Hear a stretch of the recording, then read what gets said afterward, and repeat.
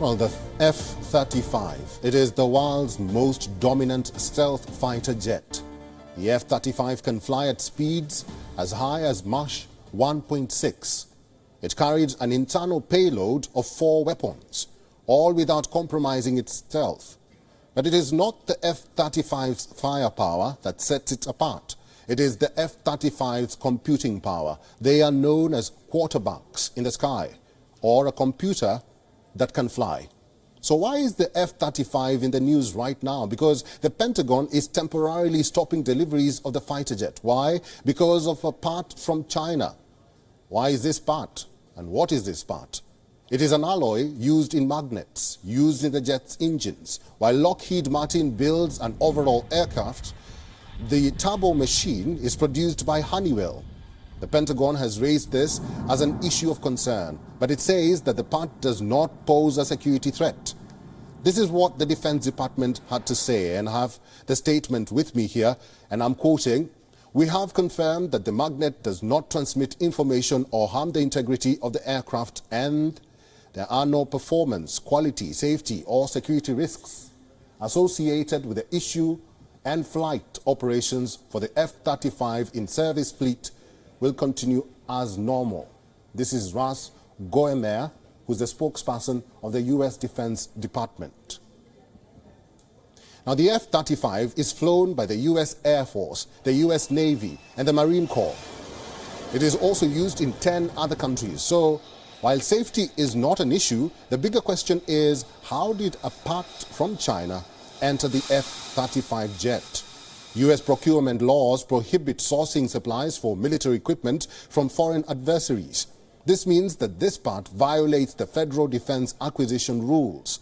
For now, Lockheed Martin has already found an alternative source. It will use that for all future deliveries, but the problem does not end there. A review is underway to determine how it happened. The Pentagon did not disclose how many aircraft deliveries are now delayed, or even how jets have the Chinese alloy.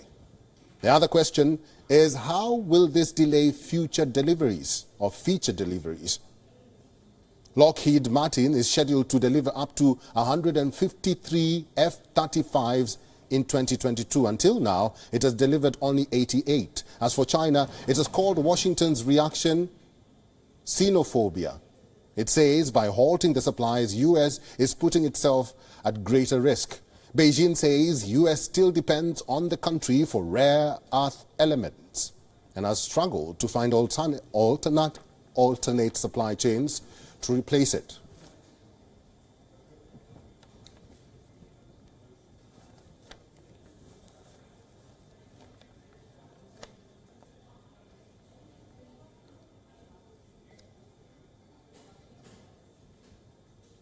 Let's talk more about this. Colonel David B. Desroches is joining us live from Maryland. David is a professor, Near East South Asia Center for Strategic Studies at the National Defense University. David, welcome to the program.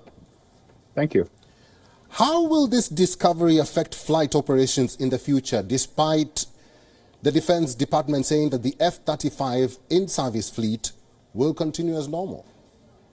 Yeah, it won't affect flight operations. As you noted, it's an inert component.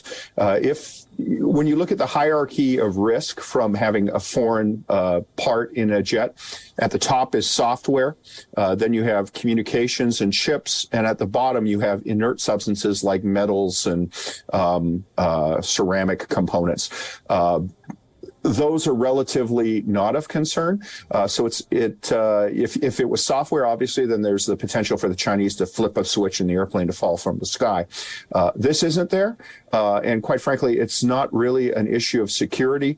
As the metal, presumably is tested when it goes in. You can't determine the origin from that testing, but, it met the requirements for that. So it's not an issue for flight worthiness. It is an issue for the defense supply chain. And I suspect once the investigation is completed, what we'll find is that a subcontractor or a subcontractor found a much cheaper source of a metal from China than the source that they were supposed to use. And they saved a few bucks, but again, this is a contracting issue. It's a procurement issue. It's not a flight worthiness issue. David, let me ask you this. Why is it such a big deal that it forced even the Pentagon to temporarily stop the deliveries of these aircrafts? Yeah, so not even the Pentagon. The Pentagon, more than anybody else, is one of the few entities that actually insists on knowing the entire sourcing cycle of everything that goes into, buildings and planes, whether it's concrete. I mean, most people wouldn't care if concrete is made in Mexico, Egypt, the United States, or China, as long as it meets the requirements, the chemical requirements of concrete. The Pentagon generally insists on knowing the country of origin of metals and raw materials, regardless of their final use, whether it's something, like concrete or a metal, component of an airplane.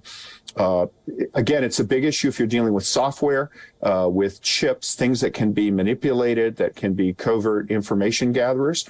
But for something like this, it's more a concern about the integrity of the supply chain and the possibility that the supply chain could be disrupted by a potentially hostile country. David, there have been concerns that have been raised that the DoD, or the Department of Defense, did not do due diligence in the contractual compliance within the supply chain. So who is to take the blame here? Who is at fault? Is it the United States or China?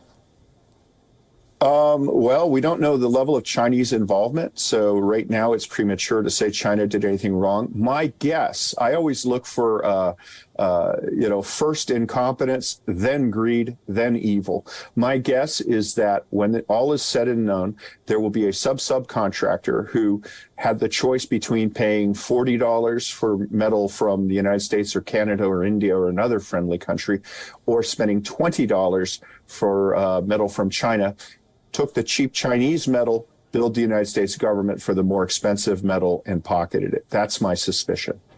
All right, David, we'll have to leave it there. I've been talking to Colonel David B. Des Roches, who's joining us from Maryland. David is a professor, Near East South Asia Center for Strategic Studies. Thank you very much for making time and for talking to us.